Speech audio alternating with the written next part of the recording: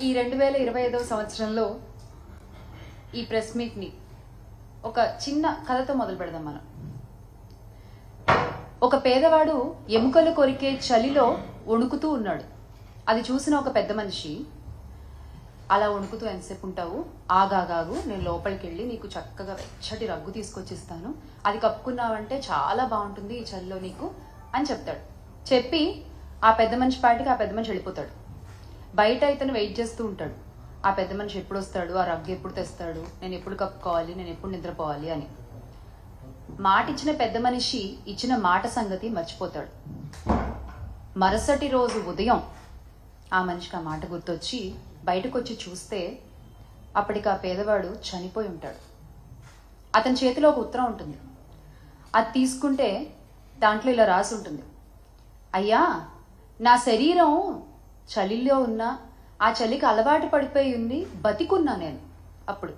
కానీ మీరు కలిగించిన ఒక ఆశ వల్ల, మీరు చెయ్యలేనటువంటి ఒక మాటను మీరు చెప్పడం వల్ల, ఆ ఆశతో నా శరీరం ఆ చలికి తట్టుకునే శక్తిని కోల్పోయి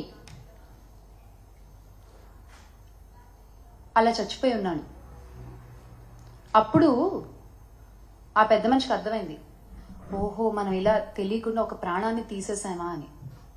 ఇక్కడ ఆ మాట ఇచ్చిన పెద్ద మనిషి ఎవరు అని నేను అడగట్లా, ఆ పేదవాడు ఎవడు అని కూడా నేను అడగట్లా.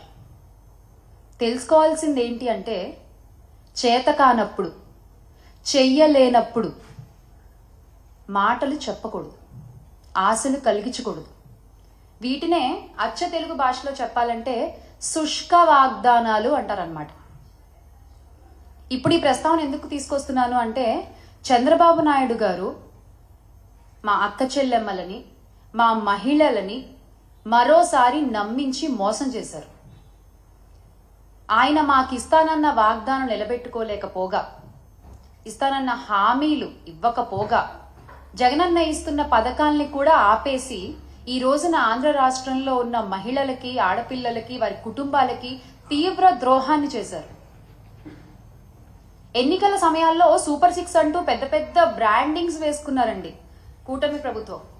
మనం చూడొచ్చు ఇక్కడ ఈ సూపర్ 6 అంటూ ఈ పెద్ద పెద్ద బ్రాండింగ్ ని పట్టుకుని కూటమి నాయకులు పవన్ కళ్యాణ్ గారితో సహా ప్రతి ఇంటికి తిరిగి ఈ హామీలన్నీ ఒక పేపర్ పై పెట్టి నాయకులు సంతకాలు చేసి ప్రజలకు ఇచ్చారు. దీన్ని ఒక బాండ్ పేపర్లా భావించండి, మీ ఆ హామీలకి ఎటువంటి ఢోకా లేదు అని చెప్పారు. అందరూ సంతకాలు చేశారు. కానీ ఈ రోజున అధికారంలోకి వచ్చిన తర్వాత వీటి ఊసే లేదు. ఆ రోజున మీరు అబద్ధాలు చెప్పి బాండ్ పేపర్లు అంటూ ప్రతి ఒక్కళ్ళు సంతకాలు చేసి ఈ పేపర్ని ప్రజల చేతిలో ఇలా పెట్టి, ఈ రోజున మీరు వచ్చిన తర్వాత వాటి ఊసే ఎత్తకుండా ప్రజల్ని మోసం చేస్తుంటే, ఆ రోజు మీరు పెట్టిన సంతకాల విలువేంటో మీరే చెప్తున్నారు. ఇదేనా మీ సంతకం విలువ?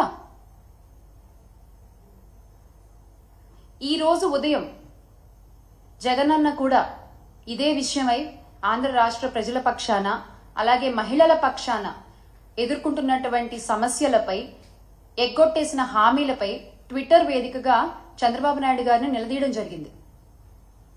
ఇప్పుడు ఒక సాటి మహిళగా మా మహిళలకు జరుగుతున్న అన్యాయాలపై నేను కూడా అడుగుతున్నాను. ఎందుకని ఇలా పదే పదే మహిళల్ని మీ మాటలతో నమ్మించి మోసం చేస్తున్నారు? ఇది చీటింగ్ కాదా? ఇది అన్యాయం కాదా? అసలు ఇలా మహిళల్ని మోసం చేస్తున్నందుకు చట్టపరంగా మీ పైన 420 కేసు పెట్టచ్చు.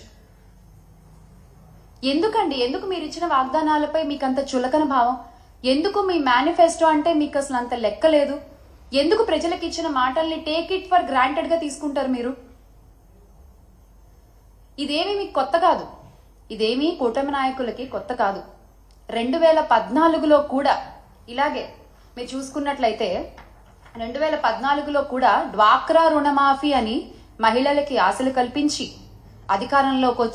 అధికారంలోకి వచ్చిన తర్వాత యథావిధిగా ఎగ్గొట్టేశారు.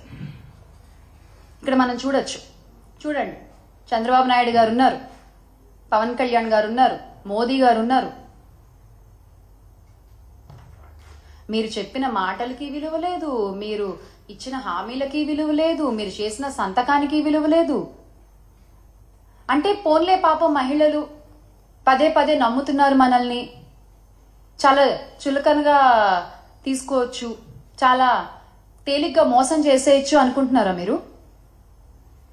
ఈ రోజున మీ మాటల్ని మళ్ళీ మళ్ళీ నమ్మి మోసపోయే మహిళలు ఎవరూ లేరు. ఖచ్చితంగా ప్రతి మహిళ ఈ రోజు మిమ్మల్ని గద్దె దించే ప్రయత్నం చేస్తున్నారు. మీరు ఆ విషయం గ్రహించాలి. అరే అసలు అన్ని హామీల్లోకి కూడా తల్లికి వందనం అనేది మా ముఖ్యమైనటువంటి హామీ అని మీరు చెప్పుకుంటూ వచ్చారు. ఆ తల్లికి వందనం గురించి మీరు ఎలా ప్రచారం చేశారో కూడా ప్రతి ఒక్కళ్ళకి తెలుసు. ఏడాదికి రూపాయలు 15,000 చొప్పున ఇస్తామన్నారు. అది ఇవ్వకపోగా మీరు అధికారంలోకి రాగానే జగనన్న ఇస్తున్నటువంటి అమ్మఒడి పథకాన్ని కూడా ఆపేశారు. గత 7-8 నెలలుగా పిల్లలు, తల్లులు మీరు ఇస్తానన్న ఆ తల్లికి వందనం హామీ కోసం ఎదురు చూస్తూనే ఉన్నారు. ఆ పిల్లల ఎదురు చూపులకి మీరు ఏం సమాధానం చెప్తారు? ఆ తల్లుల ఎదురు చూపులకి మీరు ఏం సమాధానం చెప్తారు? వాళ్ళ భవిష్యత్తుకు మీరేమి సమాధానం చూపిస్తారు?